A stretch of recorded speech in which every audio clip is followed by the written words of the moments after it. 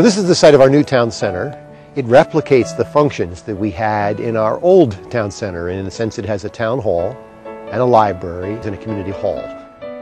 We decided to do it as green and sustainable as possible to show leadership and to give an example to our town's residents and to the region that you could build a very sustainable and green building, that it could be attractive, that it wouldn't look like some kind of a lean-to out of hay bales or something.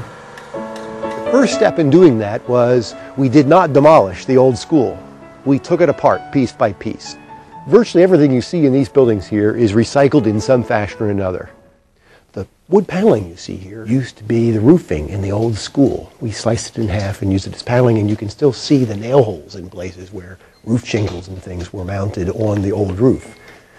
The ceiling grid that you see is all the studs from the old school that have been sliced in half and have been made into sort of a grid, sort of a decorative grid up on the ceiling.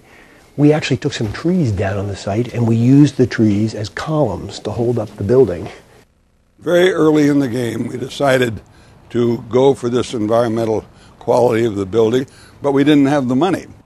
A number of people stepped up. They had a good committee, and we decided we'd raise the money ourselves, and rather than passing a bond.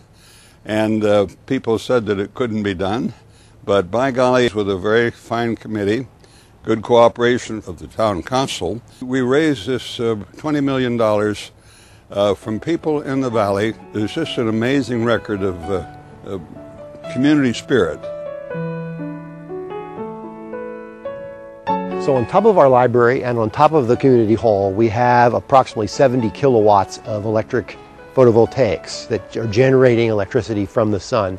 That should meet all of our town's needs. I can tell you when they first turned it on, they said, boy, we're getting a lot of juice out of this. So we're coming into our community hall. This is a place where we have large gatherings for a significant percentage of the population of the town, 100, 200, 300 people.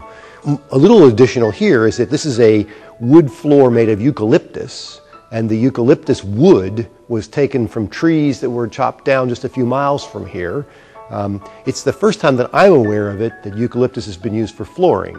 When we readdress the site and decide to move the buildings at the back of the site and put the playing fields more in the front of the site, we decided to also try to daylight the creek that was in the pipe. And as you can see here, we have, in effect, daylighted about a 300-foot stretch of the creek. This has been a very significant environmental effort, planting willow branches and native plants throughout. We are just right now getting these plants to sprout. You can see the grasses and things like that, which are all native grasses, are just now beginning to sprout. And we're trying to give them a little bit of help before the deer eat them all.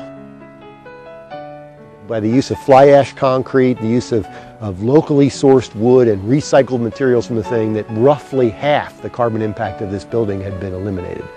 This building may seem like an advanced building now, but 25 years from now, if we didn't build this, we would be criticized.